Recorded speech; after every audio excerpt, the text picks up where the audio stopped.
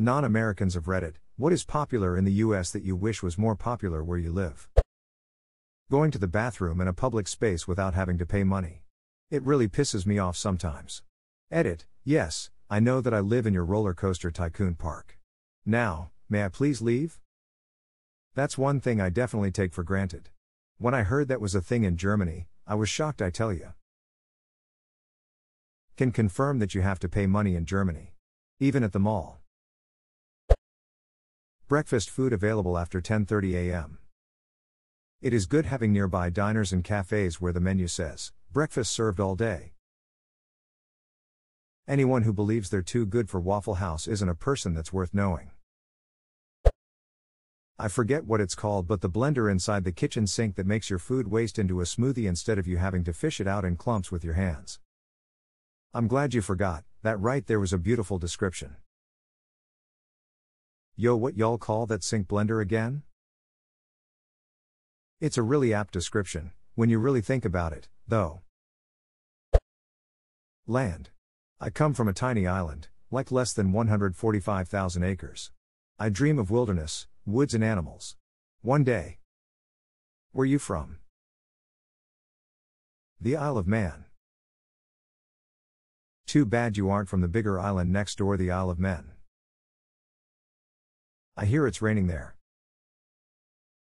Hallelujah. Good movie selection on streaming sites without having to use a VPN. I've noticed that we Americans tend to have better movie selections on streaming apps, but the UK and Europe have better series selection. It's why VPNs are necessary everywhere. This post sponsored by Nordvpn. American, but I dated a German girl in college. I took her to Fuddruckers for lunch one day and she became obsessed with, not interested in, obsessed with, their burgers. Her family came to visit her a few months later and she made me take them all to Fuddruckers too. Literally every single one of them became obsessed with their burgers too.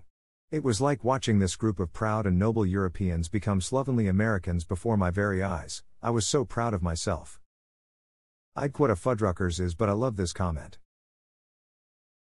A progressively mediocre chain, which makes the above comment all the more hilarious. It makes me think of some buddies of mine that I lived with in college. We went to a Southerners college, but they were from Chicago.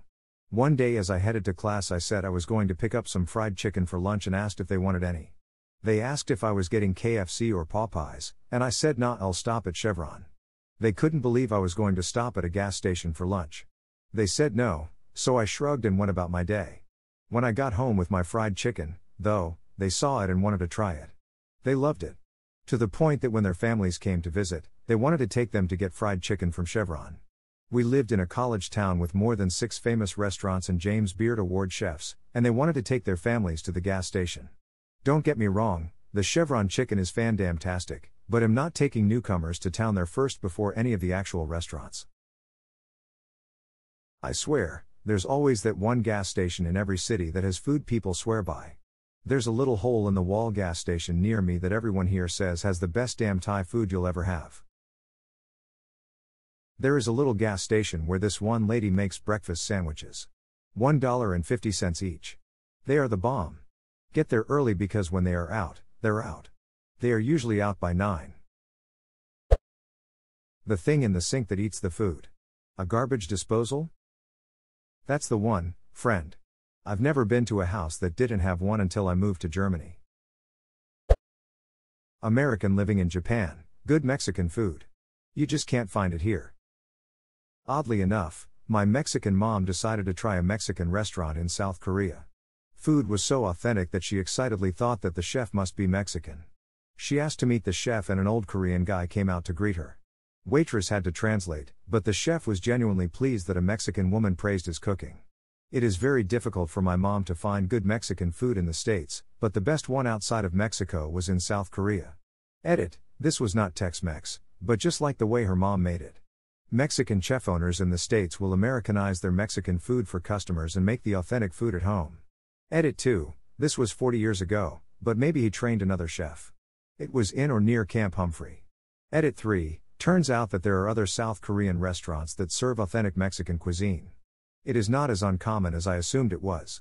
Edit 4, You username already taked commented Vados Tacos and Remesa are both just outside the gate at Camp Humphreys and are great Mexican restaurants. The tradition must still stand. I lived in a part of the US with a very large Mexican population. The Mexican food was trash. I asked a Mexican-American coworker why there aren't any good Mexican restaurants and she said, "We don't go out for Mexican food, we eat it at home." Then she would sometimes bring me her home cooking and I was floored by how good it was. Mexican food and little grocery store deli shops on every corner. Some of the food they serve looks legit. Walking systems. In Chicago everyone walks on the right. You try to get in the left and slap back in your lane bitch. We're animals in Ireland. Street food that doesn't cost. I hate the fact that in the UK, especially London, Birmingham, etc., 99% of street food is deemed to be as pretentious as possible. Just because food is inevitably sprinkled with Parmesan, truffle oil, whatever, does not mean it's allowed to be charged as much as it is inside a restaurant. No, I don't want to eat a Secret Spices beef rib from a cardboard box with rosemary salted French fries for $14 in the rain. I'd much rather have a half-decent burrito for $45, thanks. The taco truck near my house. Not exactly a popular thing, but am jealous of the land space in America. Like you see videos where folk have fairly big houses and decent-sized yards. I like in Scotland and the average family are lucky to have a little patch of garden. Not commenting on the economy homeless numbers or anything, purely that I wish have a big outdoor space was more achievable in the UK. As an American who lives in the city, I also am jealous of American land space. Ha ha. A truly great and protective National Park Service. I'm Australian and we have plenty of sacred and special areas of land, but they're slowly but surely being exploited by fossil fuel companies.